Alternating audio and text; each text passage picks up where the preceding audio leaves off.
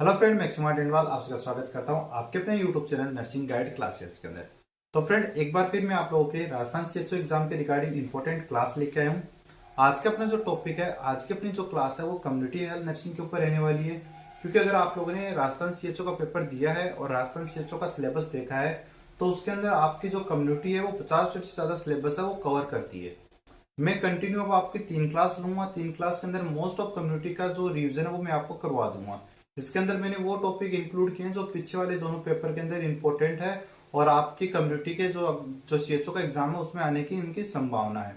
तो चलिए आज की अपनी क्लास स्टार्ट करते हैं। आज की क्लास स्टार्ट करने से पहले जो स्पेसिफिक लाइन है उसके साथ मैं आपकी क्लास है वो स्टार्ट करना चाहूंगा। लाइन क्या है कि बेहतर से बेहतर की तलाश करो, कि बेहतर से बेहतर की तलाश करो, मिल जाए नदी तो समंदर की तलाश करो। क्या है कि बेहतर से बेहतर की तलाश करो, मिल जाए नदी तो समंदर की तलाश करो। टूट जाता है शीशा पत्थर की चोट से, टूट जाता है शीशा पत्थर की चोट से, टूट जाए पत्थर ऐसे शीशे की तलाश करो। तो फ्रेंड, अब अपनी क्लास है वो स्टार्ट करते हैं अपन। तो आज का अपना जो फर्स्ट पॉइंट है वो रहने वाला है, वो रहने वाला है हेल्थ। पहला जो पॉइंट रहने वाला है वो रहने वाला है हेल्थ। अपन पहले हेल्थ की डेफिनेशन की बात करते हैं कि साहब हेल्थ है वो क्या होती है।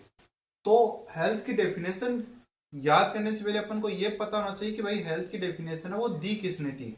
तो सबसे सुटेबल और सब एग्जाम में पूछे जाने वाली डेफिनेशन है वो है अकॉर्डिंग टू डब्ल्यूएचओ। कि डब्ल्यूएचओ ने जो हेल्थ की डेफिनेशन दी थी वो अपन को पूछी जाती है। तो हेल्थ की डेफिनेशन पढ़ने से पहले अपन को यह पता होना चाहिए कि भाई डब्ल्यूएचओ क्या है, कब ये आया था, कहाँ इसका हेडक्वार्टर है, तो इसके बारे में अपन को पता होना चाहिए। तो डब्ल्यूएचओ की बात करें तो डब्ल्यूएचओ की जो फुल फॉर्म होती है वो होती है वर्ल्ड हेल्थ ऑर्गेनाइजेशन, विश्व स्वास्थ्य संगठन। ठीक है। इसकी स्थापना जो हुई थी वो 7 अप्रैल, जो डब्ल्यूएचओ की स्थापना हुई थी फ्रेंड वो हुई थी 7 अप्रैल 1948 को। कब हुई थी? 7 अप्रैल 1948 को अपने डब्ल्यूएचओ की स्थापना हुई थी। पहला क्वेश्चन तो यहां से ही निकल के आता है कि भाई डब्ल्यूएचओ है उसकी स्थापना है वो कब हुई थी। तो 7 अप्रैल 1948 को डब्ल्यूएचओ की स्थापना हुई थी। ठीक है। इसी के साथ नेक्स्ट क्वेश्चन अपना बन के आ रहा है, वो बन के आ रहा है कि जो डब्ल्यूएचओ है सर, आपका जो डब्ल्यूएचओ आपने बताया उसका जो हेडक्वार्टर है वो कहाँ है। तो हेडक्वार्टर की बात करें तो डब्ल्यूएचओ का हेडक्वार्टर है वो जेनेवा के अंदर है, स्विट्जरलैंड के अंदर। ठीक है। जेनेवा एक जगह है जो स्विट्जरलैंड के अंदर होती है। उसकी बात करें तो अपने ये जो डब्ल्यूएचओ की बात करें तो इसका हेडक्वार्टर है वो जेनेवा के अंदर है। ऑप्शन में आपको अगर जेनेवा मिले तो आप राइट करके आओगे, अगर जेनेवा नहीं दिया हो तो आपको स्विट्जरलैंड देखने को मिलेगा। ठीक है, या दोनों साथ में भी देखने को मिल सकते हैं। अब हेल्थ की डेफिनेशन की बात करें जो आप फर्स्ट ईयर से पढ़ते आ रहे हो कि health is complete physical mental social wellbeing, not merely absence of disease और इन्फर्मिटी। कि हेल्थ क्या है कि एक इंडिविजुअल वो फिजिकली फिट होना चाहिए, मेंटली फिट होना चाहिए और सोशली फिट होना चाहिए, और उसके अंदर कोई भी इन्फर्मिटी है, डिजीज है वो एब्सेंट होनी चाहिए। उसी को अपन क्या बोलेंगे? हेल्दी इंडिविजुअल बोलेंगे। ठीक है फ्रेंड।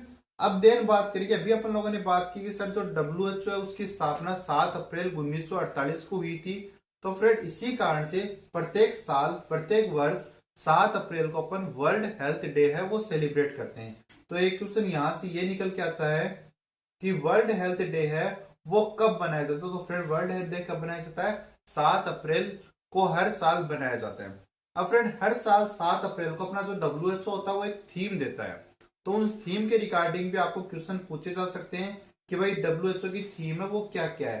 तो मोस्टली अपन को 2023 की थीम है वो पूछी जा सकती है, लेकिन इसके रिगार्डिंग अपन को पीछे वाली 4 थीम तो मोस्टली याद रखनी ही है।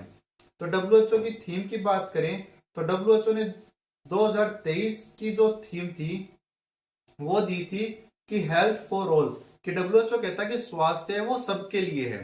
ये 2023 की थीम आपको पूछा जाएगा कि डब्ल्यूएचओ की 2023 की थीम क्या थी, तो आप बोलोगे साहब हेल्थ फॉर ऑल है वो थीम थी।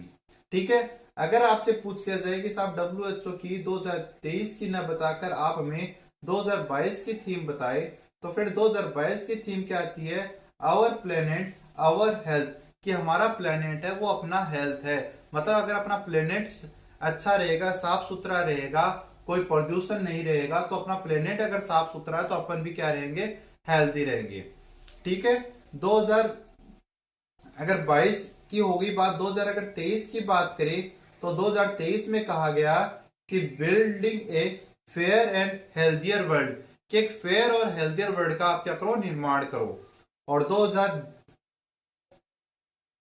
2022 में क्या कहा, 20 में क्या कहा गया कि support nurse and support midwife, की नर्स को सपोर्ट करे और मिडवाइफ को सपोर्ट करे। तो ये अपनी थीम है।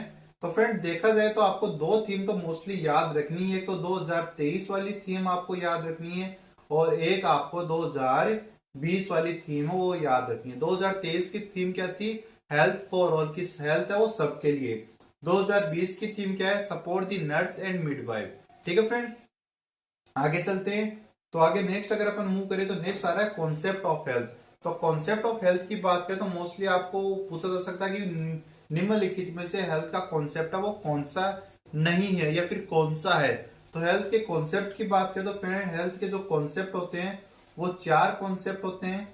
चारों के नाम आपके सामने। पहला है बायोमेडिकल, जो कहता है कि इंडिविजुअल के अंदर डिजीज है वो अब्सेंस होनी चाहिए। इकोलॉजिकल कहता है कि इंडिविजुअल और उसकी जो इन्वायरमेंट है उसके बीच में एक सामंजस्य होना चाहिए, तभी इंडिविजुअल हेल्दी कहलाएगा। और साइकोसोशल कहता है कि इंडिविजुअल की और उसकी सोसाइटी के साथ उसके रिलेशनशिप है वो अच्छी होनी चाहिए। एक इंडिविजुअल है उसकी अपनी सोसाइटी के साथ है वो रिलेशनशिप अच्छी होनी चाहिए, तभी वो हेल्दी है। और होलिस्टिक कॉन्सेप्ट कहता है कि साहब आपके मेडिकल यानी आपके अंदर डिजीज भी अब्सेंस होनी चाहिए, आपके इन्वायरमेंट के साथ इन्वायरमेंट के साथ रिलेशनशिप भी अच्छी होनी चाहिए। मतलब आपका और आपके इन्वायरमेंट के साथ रिलेशनशिप अच्छी होनी चाहिए, या बिटवीन जो कोऑर्डिनेशन है वो बना हुआ होना चाहिए आपका इन्वायरमेंट का। और जो साइकोसोशल यानी आपकी सोसाइटी के साथ आपकी रिलेशनशिप अच्छी होनी चाहिए। ये तीनों चीज है वो आपका जो होलिस्टिक कॉन्सेप्ट है वो क्या करता है, इंक्लूड करता है। होलिस्टिक कहता है कि साहब ये तीनों चीज है वो आपके अंदर होनी चाहिए।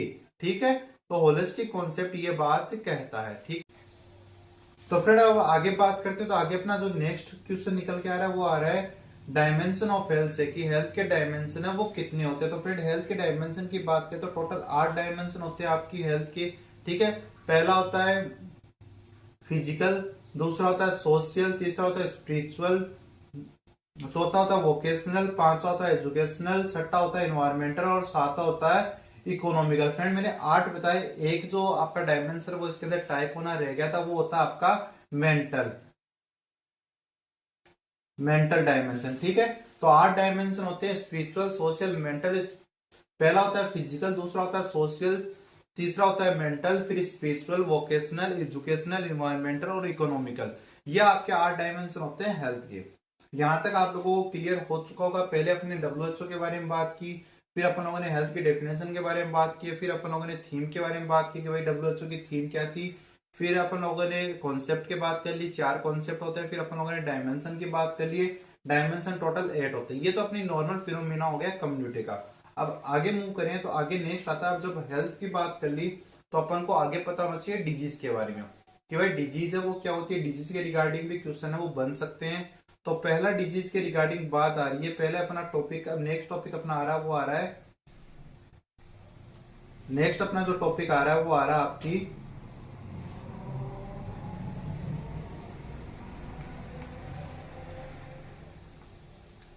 नेक्स्ट जो टॉपिक आ रहा है वो आ रहा है आपका डिजीज के रिगार्डिंग, क्योंकि भाई डिजीज क्या होता है। तो डिजीज क्या होगा, नॉर्मल सी बात है, डेविएशन फ्रॉम नॉर्मल हेल्थ, कि अगर नॉर्मल हेल्थ है उसके अंदर डेविएशन यानी कोई भी चेंजमेंट आ रहा है उसको अपन क्या बोलते हैं, उसको अपन बोलेंगे हेल्थ डिजीज बोलेंगे उसको। ठीक है, अगर हेल्थ के अंदर कोई भी डेविएशन आ रहा है, कोई भी चेंजमेंट आ रहा है तो उसको अपन क्या बोलेंगे, उसको अपन डिजीज बोलेंगे। अब कुछ कॉन्सेप्ट थे जो आपकी डिजीज के रिगार्डिंग है। तो फर्स्ट है सुपर नेचुरल थ्योरी। ठीक है, कुछ थ्योरीज है, अपन थ्योरीज बोल सकते हैं, कुछ कॉन्सेप्ट बोल सकते हैं। तो पहला आ रहा है सुपर नेचुरल थ्योरी। ये थ्योरी कहती है कि भाई इंडिविजुअल के अंदर डिजीज जब भी होगी जब कोई सुपर नेचुरल पावर है वो इंडिविजुअल को डिजीज कोज करेगी। तो इसका कहने का मतलब है कि कोई सुपर नेचुरल पावर होती है जो इंडिविजुअल के अंदर है वो क्या करती है, डिजीज कोज करती है। लेकिन ये थ्योरी है वो मान्य नहीं है। ठीक है, देन आती है Greek humoral theory. Greek humoral theory है, कुछ ग्रीक के साइंटिस्ट है उन्होंने दी थी। इनका मानना था कि भाई ह्यूमन बॉडी के अंदर 4 ऐसे फ्लूइड होते हैं जो उनकी डिजीज के लिए रिस्पॉन्सिबल होते हैं। अगर इन 4 फ्लूइड के अंदर कोई भी इंपेयरमेंट होता है, कोई भी बदलाव होता है, कोई भी चेंजमेंट होता है, इनका लेवल के अंदर कोई भी चेंजमेंट होता है तो इंडिविजुअल के अंदर है वो डिजीज कोज हो सकती है। तो उनके जो फ्लूइड्स उन्होंने बताया, पहला बताया ब्लड, दूसरा बताया प्लेगम, तीसरा बताया ब्लैक बाइल, चौथा बताया येलो बाइल। देखिए फ्रेंड, ये ग्रीक लैंग्वेज में थे तो ब्लड का मतलब यहाँ पर ब्लड नहीं है, ग्रीक में ब्लड का मतलब उन्होंने बताया एयर। ठीक है, फिर प्लेगम का मतलब बताया वाटर, ब्लैक वायल का मतलब बताया अर्थ, और येलो वायल का मतलब बताया फायर। तो ये उन्होंने कहा कि ये चार फ्लूइड होते हैं, एयर, वाटर, अर्थ और फायर। अगर इनका बैलेंस बना रहेगा तो इंडिविजुअल क्या है, हेल्दी है, अन्यथा इंडिविजुअल क्या है, अनहेल्दी है। लेकिन आज के टाइम पे ये थ्योरी भी मान्य नहीं है। आगे मूव करते हैं, तो आगे आती है जर्म थ्योरी। ये पहली थ्योरी है फ्रेंड जो किसी साइंटिस्ट ने दी थी, ये साइंटिफिक थ्योरी है, वो पहली ये थी जो लुइस पास्चर ने दी थी। लुइस पास्चर जी का कहना था कि भाई इंडिविजुअल के अंदर डिजीज कोज करने के लिए कुछ जर्म्स यानी बैक्टीरिया वायरस है, वो रिस्पॉन्सिबल होते हैं। ठीक है, ये लुइस पास्चर जी ने कहा। तो यहाँ पर एक क्वेश्चन ये भी बनता है कि जो जर्म थ्योरी है वो किसने दी थी। तो एक क्वेश्चन है, क्या हो गया,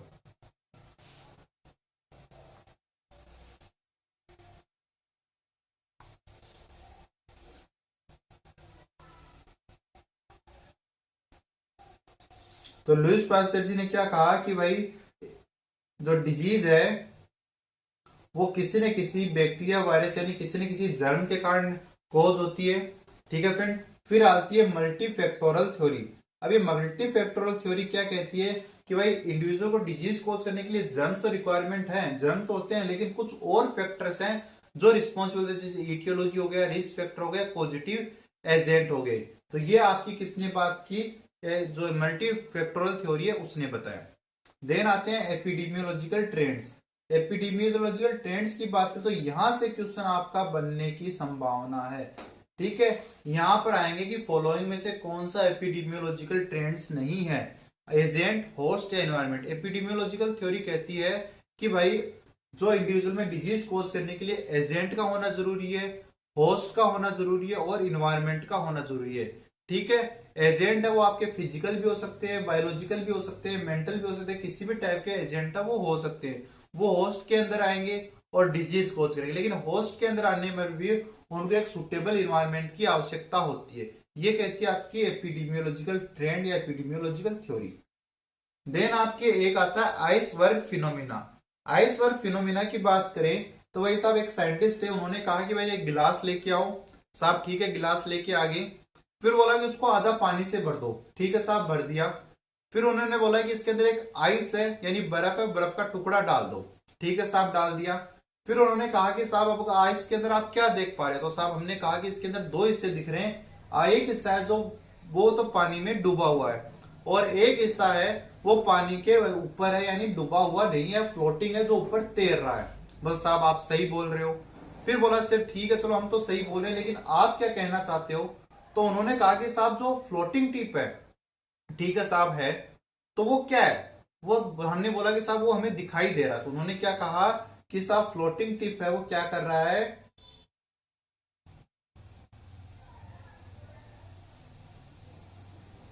दिखाई दे रहा है।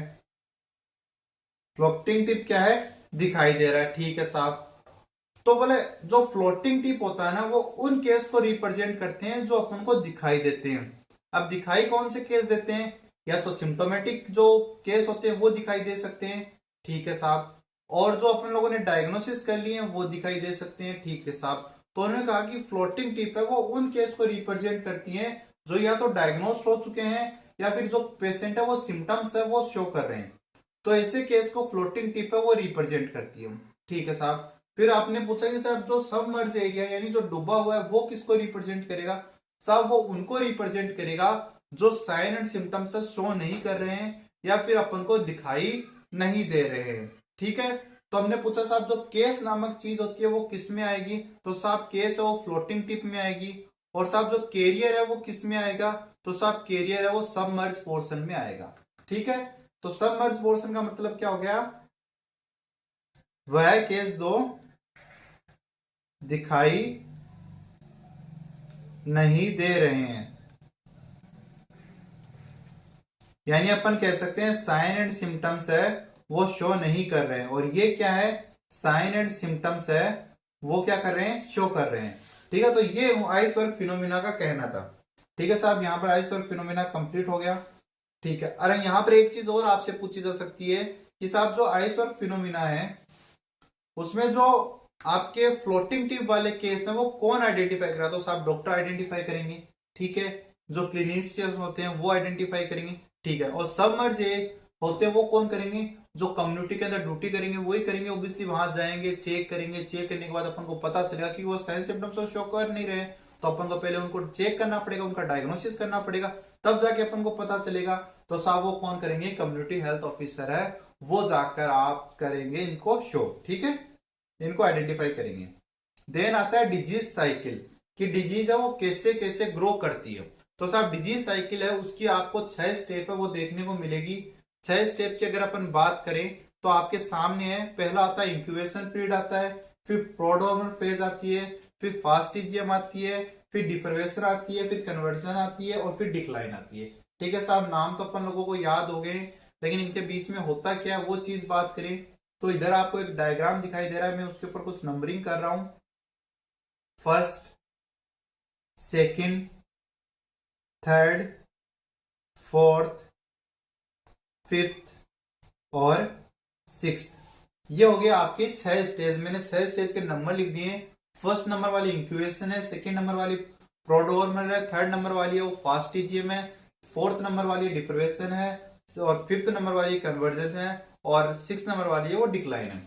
तो इंक्यूबेशन पीरियड का मतलब होता है साहब कि इंक्यूबेशन पीरियड का मतलब होता है कि जब से आपकी बॉडी के अंदर कोई बैक्टीरिया वायरस है वो आपकी बॉडी में एंट्री की है और एंट्री करने से लेकर फर्स्ट साइन सिम्टम्स शो कर रहा है, उस पीरियड को बोलते हैं आप इंक्यूबेशन पीरियड। ठीक है। अब एक बात बताओ आप लोग कि अगर इंक्यूबेशन पीरियड चल रहा है यानी पेशेंट के अंदर साइन सिम्टम्स वो शो नहीं हुए हैं, तो क्या आप इजीली डिजीज को आइडेंटिफाई कर सकते हो? साहब नहीं कर सकते। ठीक है। पेशेंट के अंदर कोई साइन सिम्टम्स शो होंगे? साहब नहीं होंगे। तो आप इंक्यूबेशन पीरियड में क्या लिखोगे कि साहब डिजीज की यह वह टाइम होता है जब बैक्टीरिया वायरस वो इंडिविजुअल की बॉडी में इंटर कर चुका है और वहां से लेकर पहला साइन सिम्टम है वो शो कर रहा है। ये इजीली डायग्नोस नहीं किए जा सकते। ठीक है। इसके अंदर पेशेंट कोई साइन सिम्टम्स है वो शो नहीं करता है। ठीक है। ये तो हो गया आपका इंक्यूबेशन पीरियड के बारे में। ठीक है।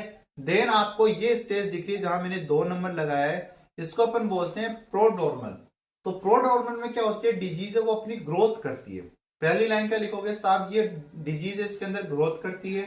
ठीक है साहब। देन इसके अंदर जो नॉर्मल साइन सिम्टम्स है, क्लासिकल साइन सिम्टम्स नहीं आएंगे, नॉर्मल साइन सिम्टम्स पे वो अपियर हो जाएंगे। इसको भी अपन इजीली है वो आइडेंटिफाई नहीं कर सकते। ठीक है। थर्ड स्टेज आती है आपकी फास्टिजियम। आप इसमें बोलोगे कि डिजीज का पीक लेवल होता है, इसमें डिजीज है वो आपके जो क्लासिकल साइन सिम्टम्स है वो शो करने लग जाती है। पेशेंट है वो वीक फील करता है, पेशेंट अपने आप को डिजीजियस फील करता है। ठीक है साहब। फिर फोर्थ आती है डिफरेशन। डिफर्वेशन के अंदर है पेशेंट है वो थोड़ी रिलैक्सिंग स्टेज में, तो पूरा रिलैक्स नहीं होता है, रिलैक्सिंग स्टेज में आते हैं, साइन सिम्टम्स है वो नीचे गिरने स्टार्ट हो जाते हैं। नॉर्मल जो क्लासिकल साइन है वो डिसअपियर होना स्टार्ट हो जाते हैं। फिर कन्वर्जन आती है, इसके अंदर सारे साइन सिम्टम्स है वो पेशेंट के धीरे धीरे डिक्रीज होने लग जाते हैं और पेशेंट है वो रिलैक्स की कंडीशन में आने लग जाता है। फिर डिक्लाइन आती है, डिक्लाइन के अंदर पेशेंट है वो दोबारा से अपनी नॉर्मल कंडीशन में आ जाता है, मतलब प्री डिजीज स्टेज के अंदर आ जाता है। ठीक है। डिजीज से पहले जैसा था वो उस कंडीशन में आ जाता है। आई बात समझ में? आगे चलते हैं। तो आगे आपसे पूछा जा रहा है, आगे का जो अपना पॉइंट है वो है कुछ टर्मिनोलॉजी है, कुछ डेफिनेशन है, या अपन कह सकते हैं कुछ टर्म्स हैं जो आपको एग्जाम में पूछी जा सकती है। तो पहली टर्म आ रही है केस। कि साहब केस क्या होता है? तो साहब केस की अगर अपन बात करें, आपसे पूछा जा रहा है केस, तो केस क्या होता है? केस अपन उस पेशेंट को बोलेंगे या केस अपन उससे बोलेंगे जिसके अंदर इन्फेक्शन है। ठीक है साहब। इन्फेक्शन के साथ साथ वो साइन सिम्टम भी शो कर रहा है। ठीक है साहब। और उसके साथ साथ वो डिजीज है वो भी क्या कर रहा है, ट्रांसफर कर रहा है। केस का मतलब हो गया ऐसा इंडिविजुअल जो साइन सिम्टम शो कर रहा है, इन्फेक्शियस है और डिजीज को ट्रांसफर कर सकता है। ओके। प्राइमरी केस किसको बोलेंगे साहब?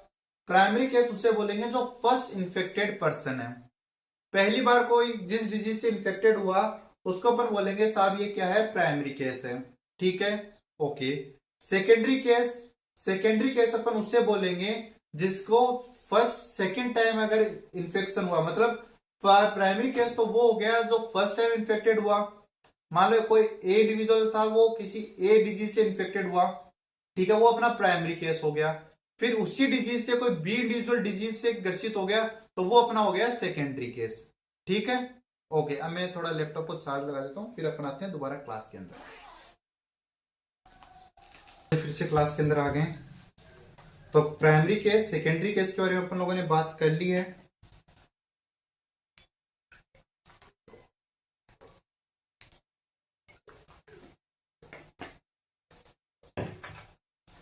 ओके, प्राइमरी केस और सेकेंडरी केस के बारे में अपन लोगों ने बात कर ली है। देन अब अपन बात करेंगे, वो करेंगे अपन इंडेक्स केस के बारे में। ये राजस्थान सीएचओ का जो पेपर हुआ था, इससे पीछे वाला जो कैंसिल हुआ था, उससे पीछे वाले में क्वेश्चन आया था इंडेक्स केस के बारे में। तो इंडेक्स केस क्या होता है फ्रेंड? इंडेक्स केस का मतलब होता है फर्स्ट रिपोर्टेड केस। अब मान लीजिए मैं आपको एक एग्जांपल देने की कोशिश करूं प्राइमरी केस, सेकेंडरी केस और इंडेक्स केस के बारे में। मान लो कोई एक इंडिविजुअल था, चलो अपन लिख के बात करते हैं। 3 इंडिविजुअल है, ए, बी और सी, ठीक है। इनको कोई डिजीज हुई, इस आदमी को पहले कोई डिजीज हुई, ठीक है। तो ये तो हो गया अपना प्राइमरी केस, ठीक है। अब इस आदमी से ये डिजीज चली गई इस आदमी में, ये हो गया अपना सेकेंडरी केस, ठीक है। फिर आई आपकी हेल्थ टीम आई कि भाई वहां पर इस टाइप की डिजीज कुछ ज्यादा ही देखने को मिल रही है, तो अपन जाके बात करते हैं कि वहां पर ये डिजीज हो क्यों रही है। तो उन्होंने आकर इस आदमी को चेक किया, ठीक है। पहले आते ही इस आदमी को चेक किया, इसमें वो डिजीज है वो क्या मिली, प्रेजेंट मिली, ठीक है। तो उन्होंने क्या लिखा कि भाई सी नाम का आदमी है, उसको ये डिजीज है। तो उन्होंने पहला आदमी को इसको ही रिपोर्ट किया ना, तो ये उनका इंडेक्स केस हो गया। हाँ, ये बात अलग है कि हाँ प्राइमरी केस और सेकेंडरी केस भी इंडेक्स केस हो सकते हैं। मान लो मेरे को कोई डिजीज हुई, मैं प्राइमरी केस था, हेल्थ टीम आई, मेरे को पकड़ा, मेरे की जांच कर ली, हाँ भाई पहले भी मेरे को हुआ था, लेकिन इंडेक्स केस भी तो मैं बन गया। तो प्राइमरी केस का मतलब हो गया फर्स्ट इन्फेक्टेड पर्सन किसी भी डिजीज का। सेकेंडरी केस होता है सेकेंड पर्सन सेम डिजीज से इन्फेक्टेड हो गया। और फिर आपका जो इंडेक्स केस होता है वो होता है फर्स्ट रिपोर्टेड केस। आई बात समझ में? ओके।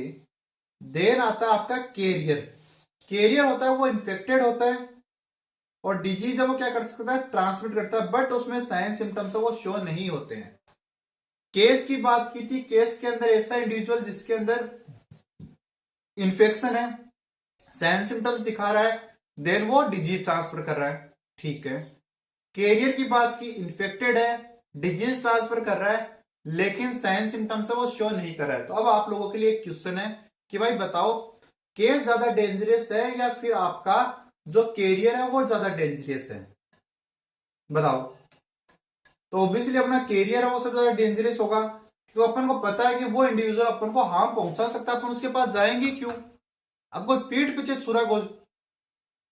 अगर छुरा डालता है तो उसका तो अपन को पता नहीं है, तो वो क्या कैरियर वो काम करता है, साइन सिम्टम शो नहीं कर रहा है, बता नहीं रहा है मैं बीमार हूं, लेकिन डिजीज है वो ट्रांसमिट कर पा रहा है वो।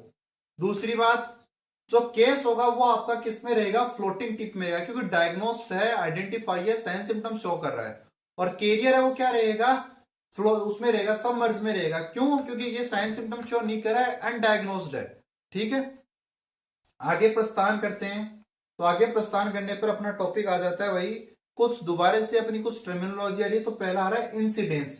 तो इंसिडेंस क्या है, नंबर ऑफ न्यू केस, किसी डिजीज के नए केस आ रहे हैं या कोई डिजीज उसके नए केस आए हैं उनको बोलेंगे अपन इंसिडेंस, ठीक है।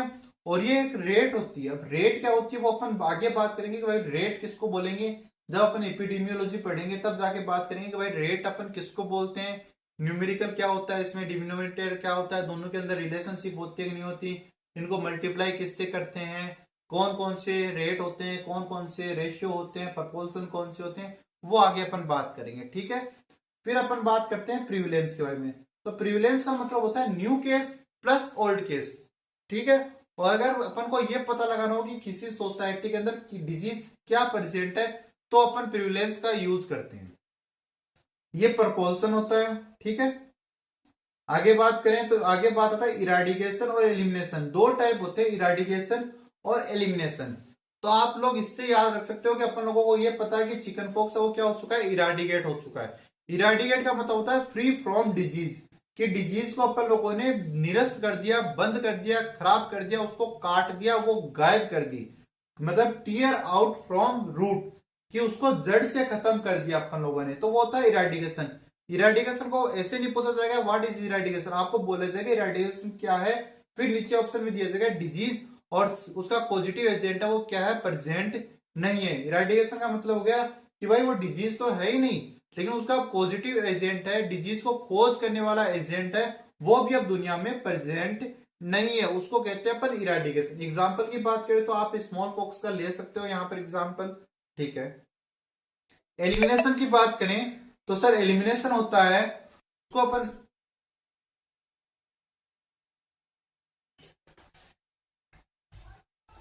तो नेक्स्ट अपनी टर्म है वो है एलिमिनेशन। तो सर एलिमिनेशन की बात करें तो इसके अंदर डिजीज तो प्रेजेंट नहीं है, लेकिन उसका पॉजिटिव एजेंट है वो अभी भी प्रेजेंट है, ठीक है। जैसे पोलियो की बात करें, इंडिया के अंदर पोलियो नहीं है, पोलियो इरेडिएट हो चुका है 2014 के अंदर, लेकिन अपना पड़ोसी है बुकानंगा, जो पड़ोसी है पाकिस्तान, उसके अंदर अभी भी क्या है, जो पोलियो प्रेजेंट है। तो पोलियो का पॉजिटिव एजेंट है वो तो प्रेजेंट है, लेकिन क्या है अपना डिजीज है वो अभी एब्सेंट है। इंडिया के अंदर डिजीज एब्सेंट है तो इंडिया से वो एलिमिनेट हो चुकी है, लेकिन पूरे विश्व से वो इरेडिकेट नहीं हुई है, ठीक है। तो अपन सिंपली ये बात रखें याद कि भाई एलिमिनेशन का मतलब होता है ऐसी डिजीज जो डिजीज तो प्रेजेंट नहीं है, लेकिन उसका पॉजिटिव एजेंट है अभी भी इन्वायरमेंट के अंदर, मार्केट के अंदर प्रेजेंट है। और इरेडिकेशन का मतलब हो गया कि न तो डिजीज प्रेजेंट है ना उसका पॉजिटिव एजेंट है वो मार्केट के अंदर प्रेजेंट है, ठीक है। देन बात करते हैं कंट्रोल की। तो साहब कंट्रोल की बात करें तो सीजेशन ऑफ डिजीज, की डिजीज को सीज कर दो, कम कर दो उसको, कि वो पब्लिक हेल्थ प्रॉब्लम न बन सके, ठीक है। कि डिजीज को आप क्या कर दो, कम कर दो, कि अब वो पब्लिक हेल्थ प्रॉब्लम न बन सके। अपना कोविड-19 है वो अभी क्या है, कंट्रोल में है। तो कंट्रोल का मतलब हो गया कि उसको अपने कंट्रोल में लेके आ जाओ, कि वो आफत है, प्रॉब्लम है, वो क्रिएट नहीं कर पाए, तो उसका मतलब होता है क्या होता है, कंट्रोल, ठीक है। आगे मूव करें तो आगे मूव करते ही अपना एक और पॉइंट आ जाता है, एक और पॉइंट क्या आता है, आइसोलेशन। अब दो टर्म होती है आइसोलेशन और एक आती है क्वारंटाइन। तो आइसोलेशन और क्वारंटाइन की बात करें तो जिन बच्चों को आइसोलेशन और क्वारंटाइन में डिफिकल्टी रहती है, आप क्वारंटाइन किसको करते हैं और आइसोलेशन किसको करते हैं, तो आई फॉर होता है इलनेस। तो जो बीमार आदमी है उसको तो अपन क्या करते हैं, आइसोलेट करते हैं, और क्वारंटाइन को अपन फिर ऐसे याद रख सकते हैं कि जो बीमार आदमी के कॉन्टेक्ट में आया है, मतलब हेल्दी इंडिविजुअल है लेकिन सस्पेक्ट है, कि भाई वो क्यों सस्पेक्टेड है, क्योंकि वो हेल्दी सॉरी इन्फेक्टेड पर्सन के क्या है, कॉन्टेक्ट में आया है, इस कारण से अपन उसको क्या करते हैं, क्वारंटाइन करते हैं, ठीक है। यहां तक तो सर समझ में आ गया कि आइसोलेशन का मतलब होता है कि इन्फेक्टेड पर्सन को दुनियादारी से अलग कर देना, कि भाई तू किसी और को डिजीज कोज न करे। और क्वारंटाइन का मतलब होता है कि हेल्दी पर्सन को दुनियादारी से अलग कर देना। क्यों कर देना, क्योंकि भाई वो इन्फेक्टेड पर्सन के कॉन्टेक्ट में आया, क्या पता वो भी इन्फेक्टेड हो। अब साहब क्वारंटाइन कब तक करेंगे, तो क्वारंटाइन अपन करते हैं इंक्यूबेशन पीरियड तक, क्योंकि इंक्यूबेशन पीरियड जैसे खत्म होगा तब तक वो या तो साइन सिम्टम शो कर देगा, तो वो अपन को इन्फेक्टेड हो जाएगा, तो अपन उसको क्या करेंगे, आइसोलेट कर देंगे। अगर वो साइन सिम्टम्स वो शो नहीं करता है तो इसका मतलब वो क्या है, वो सही है, तो उसको अपन घर छोड़ देंगे, भाई जा तो तेरे घर जा, ठीक है। और आइसोलेशन कब करते हैं, जब कम्युनिकेबिलिटी पीरियड होता है तब तक अपन उसको आइसोलेट करते हैं, यहां तक भी ठीक है। लेकिन सर आइसोलेशन होता है वो कौन से प्रिवेंशन में आएगा, क्वारंटाइन है वो कौन से प्रिवेंशन में आएगा। तो आपको ये पता है कि डिजीज हो गई उसको तो अपन सेकेंडरी में भेजते हैं, और डिजीज नहीं हुई लेकिन रिस्क फैक्टर प्रेजेंट है उसको अपन प्राइमरी में रखते हैं।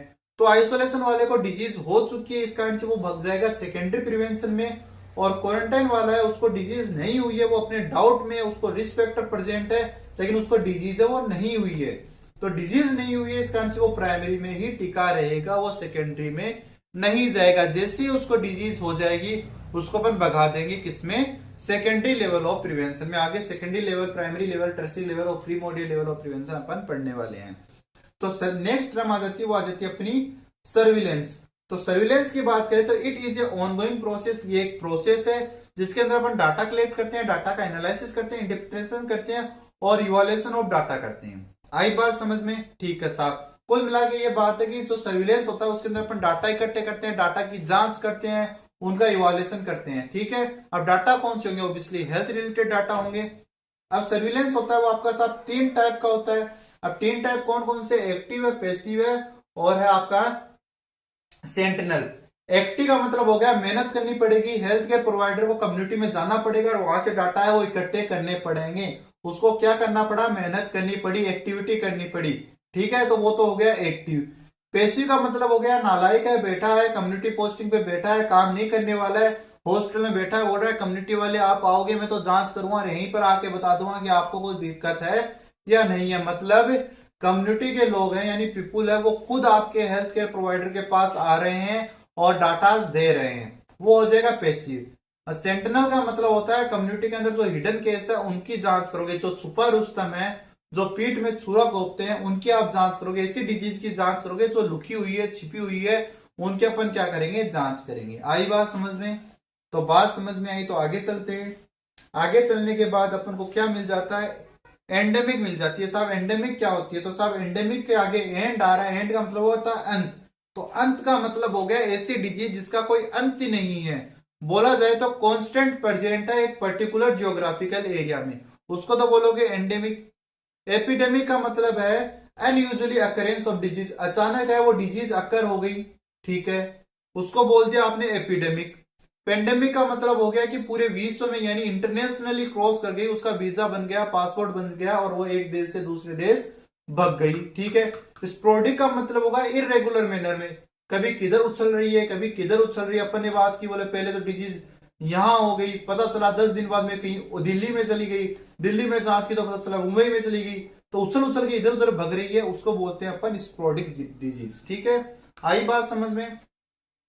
जूनोटिक की बात करें तो जूनोटिक वो डिजीज होती है जो एनिमल से ह्यूमन में फैलती है यानी जानवरों से इंसानों में आती है, ठीक है। तो क्या इसका एग्जाम्पल लोगे आप अच्छा सा एग्जाम्पल आप लेके बैठोगे इसका रेबीज, कि साहब रेबीज है डॉग बाइट से होती है, वैसे डॉग बाइट से नहीं, डॉग एनिमल बाइट से होती है, अपन केट बाइट से भी कह सकते हैं, डॉग बाइट भी होता है, और भी अपने एनिमल है उनके बाइट से होती है, लेकिन मोस्टली 80% डिजीज है वो क्या होती है, वो अपनी डॉग बाइट से होती है रेबीज, ठीक है। तो रेबीज की बात कर ली, और रेबीज अगर किसी को हो गया तो उसकी क्रूड डेथ रेट है वो कितनी है, 100% आदमी टपकेगा ही, ठीक है। ये चीज का ध्यान रखना है। रेबीज हो गया यानी रिश्तेदारों को बुला लो, बोल दो साहब आ जाओ मिल लो, जाने की संभावना बहुत जल्दी है, ठीक है। चलो आगे चलते हैं। आगे आ रहा है एंथ्रोपोनोसिस। एंथ्रोपोनोसिस का मतलब होता है कि ऐसी डिजीज जो ह्यूमन टू ह्यूमन ट्रांसफर हो रही है, ठीक है। जू एंथ्रोपोनोसिस का मतलब होता है ऐसी डिजीज जो ह्यूमन टू एनिमल हो रही है, आदमियों से जानवरों में जा रही है। भाई आप जूनोटिक क्यों बोल रहे हो कि एनिमल से ह्यूमन, तो एनिमल हमें दे सकते हैं तो हम भी तो एनिमल को दे सकते हैं। कौन सी डिजीज दे सकते हैं साहब, टीबी है वो दे सकते हैं, ठीक है। स्पोनोसिस का मतलब होता है disease that transfer non living thing, ऐसी डिजीज जो नॉन लिविंग थिंग जिनमें जान नहीं है विचारों से, उनसे डिजीज अगर फैल रही है तो उसको बोलोगे आप स्पोनोसिस। जूनोटिक स्पिल आउट इवेंट, ऐसी डिजीज जो एनिमल से ह्यूमन में आ रही है फिर ह्यूमन से एनिमल में जा रही है, ऐसी डिजीज को क्या बोलोगे, आदान प्रदान चल रहा है भाई, उसको क्या बोलोगे, जूनोटिक स्पिल आउट डिजीज। आई बात समझ में? अपन लोगों ने ये टर्म्स है एंडेमिक पेंडेमिक, ये सारी टर्म्स को अपन लोगों ने पढ़ ली है।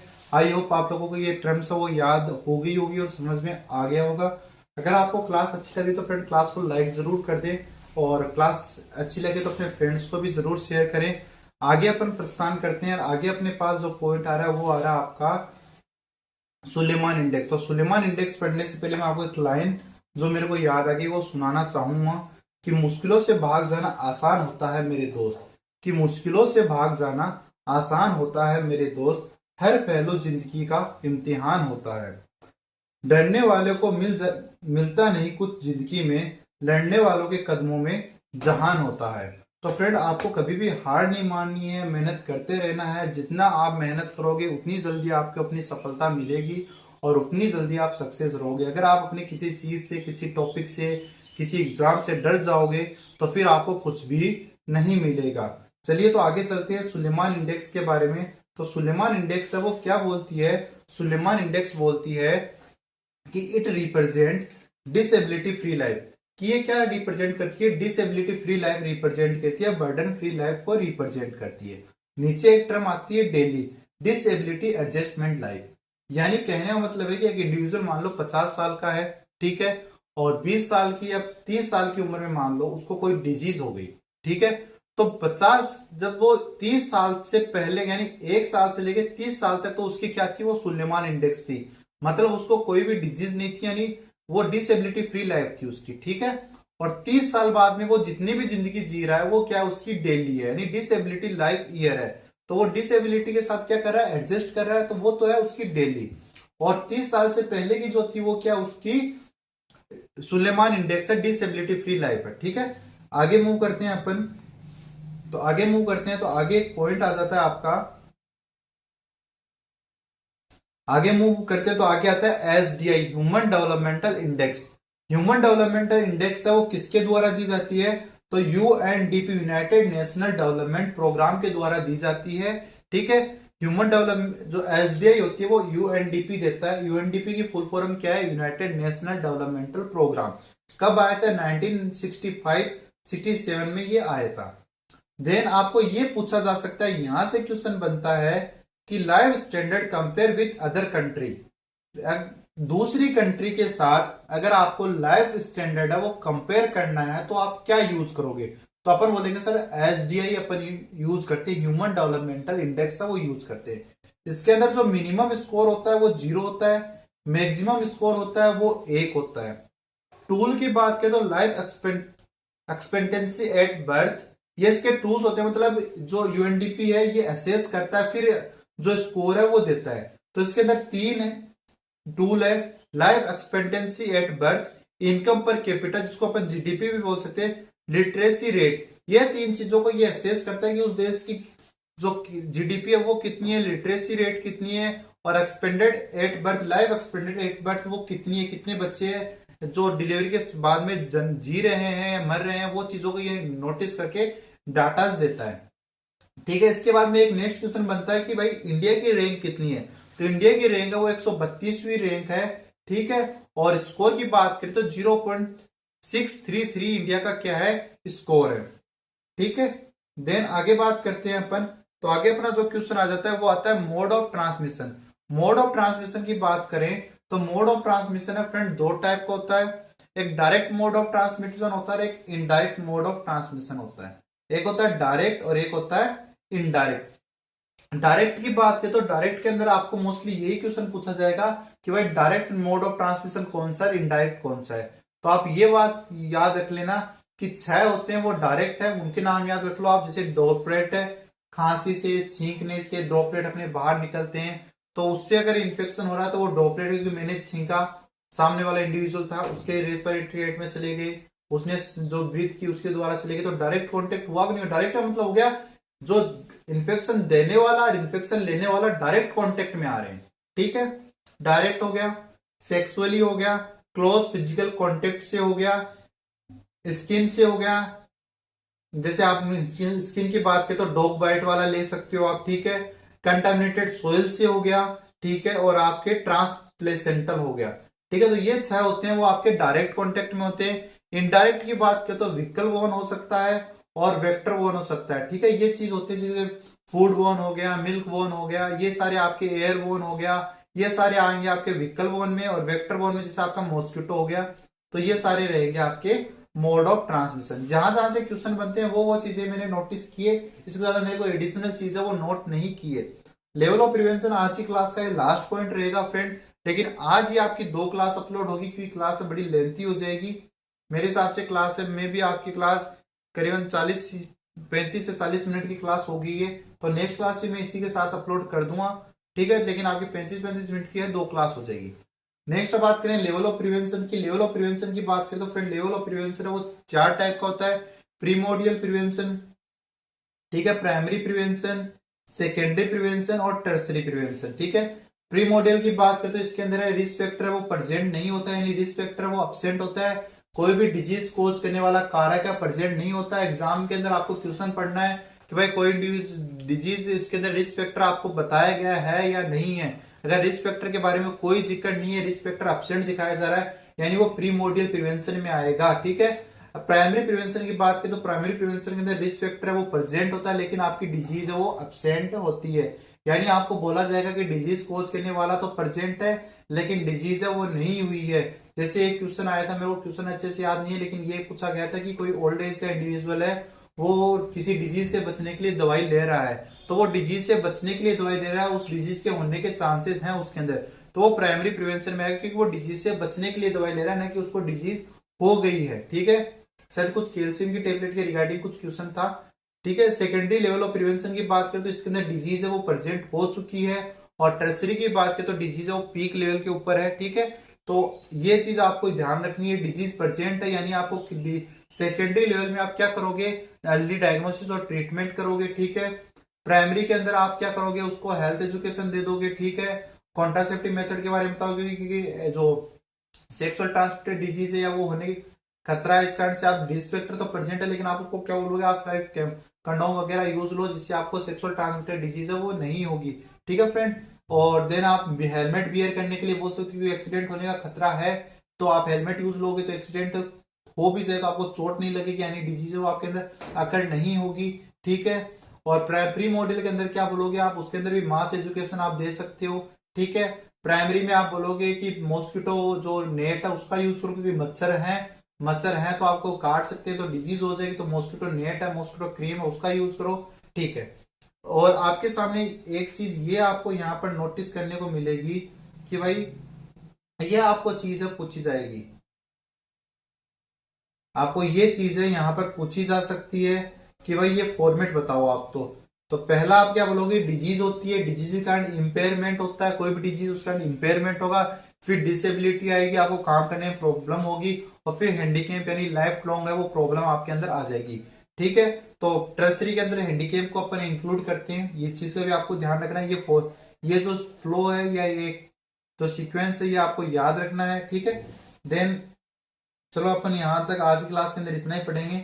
नेक्स्ट जो स्लाइड है मेरे पास और भी जो स्लाइडें हैं वो मैं आपको, अभी भी अपनी जो स्लाइड है वो 19 स्लाइड ही हुई है टोटल मेरे पास, अभी भी जो स्लाइड पड़ी है वो करीबन 50 के आसपास स्लाइड पड़ी है। तो नेक्स्ट स्लाइड है वो मैं आगे वाली क्लासों में क्लियर करूंगा। ठीक है फ्रेंड, तो आज के लिए इतना ही। आई होप आपको आज क्लास अच्छी लगी। आज क्लास अच्छी लगी तो क्लास को लाइक कर दें, चैनल पे है तो चैनल को सब्सक्राइब कर दें। Thank you friend.